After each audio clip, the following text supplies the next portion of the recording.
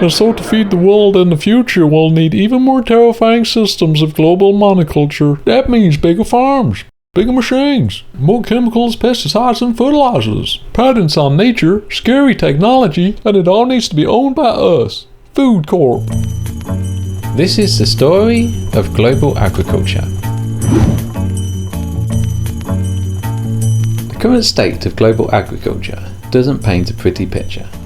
The globalised and industrial scale monoculture farming we see today focuses profits and monopolies in the hands of a powerful few, while putting millions of traditional farms and farmers around the world out of business. Large-scale monoculture farming has a devastating effect on the environment and is slowly eroding the very life-sustaining ecological systems it depends on. It eliminates biodiversity, fuels deforestation, causes bee colonies to collapse, pollutes rivers, degrades the soil and is cruel to animals. Things that can perhaps be overridden, ignored or externalised in the short term, but is inhumane and ultimately unsustainable. Its forced-grown, chemically laced food is poor quality and lacks in nutrition and taste. And while global monoculture farming accumulates and wastes huge stockpiles of annual food surpluses, 1 billion in the world go hungry. So, now we'll take a look at how the global agriculture system works and who it works for. We'll see the human story of who wins, who loses and why. Let's start with the European Union's Common Agricultural Policy. 55 billion euros of taxpayer money are spent each year to support European agriculture. This is mostly in the form of direct subsidies.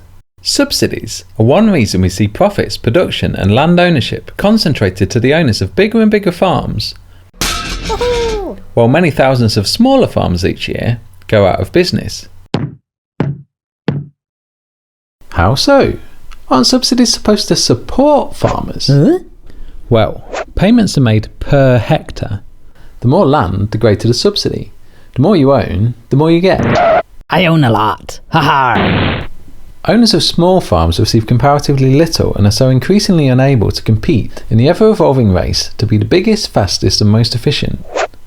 It should be pointed out, those owning some of the biggest farms sit on the boards of National Farmer Association lobby groups, which have powerful influence on governmental policy.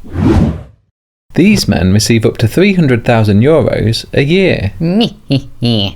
The EU also give large-scale investment help to big companies for large-scale infrastructure, for example new and bigger pig factories, and subsidise large non-farming companies such as Nestlé. All in all, Europe's biggest farmers and food companies profit, small farmers suffer and the landscape changes. Now let's see what happens on a global scale. The USA has farming subsidies similar to Europe. And again, the richer you are, the more you get. Among the giant farms, small farmers have little chance. But there's no subsidies for agriculture in so-called developing countries. And here we see the wider impact of European and American agricultural policies.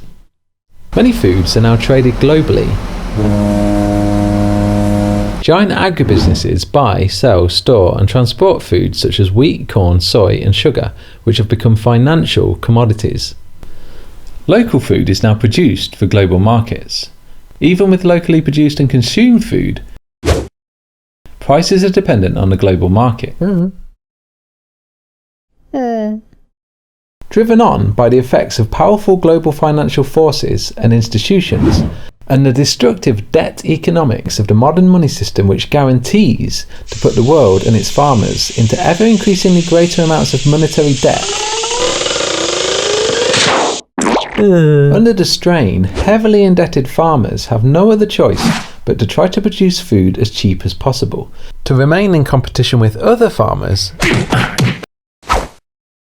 in a race to the bottom, desperate to survive in a game of musical chairs.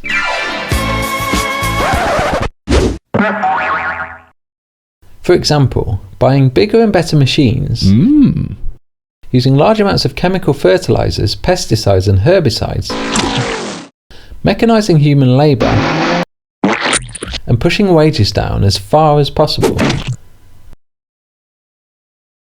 In a highly financialised global market, many farmers can't live on the price of their produce without subsidies. They can't compete. Price dumping. Due to subsidies and other dominating financial and political structures, products from Europe and the USA can be sold cheaper in developing countries than local produce. In some African countries, canned tomatoes from Europe are cheaper than local tomatoes. Chicken is cheaper. Wheat is cheaper than local grains. Many farmers in developing countries can't sell their products at competitive prices. Africa has gone from being a net exporter of food to a net importer, whilst millions of small farmers are forced to head to big cities in search of work. In Mexico, industrial corn from the United States is cheaper than local corn.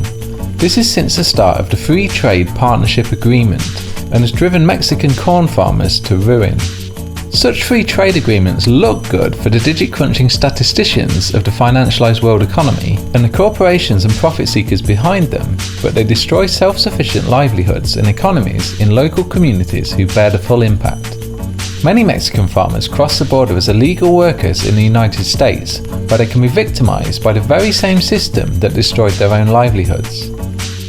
People in poor countries who've become importers of food are now vulnerable to price increases. If prices rise, as has been the case since 2007, due to a sudden increase in food price speculation, then even basic food for the world's poorest becomes ever more unaffordable and poverty increases.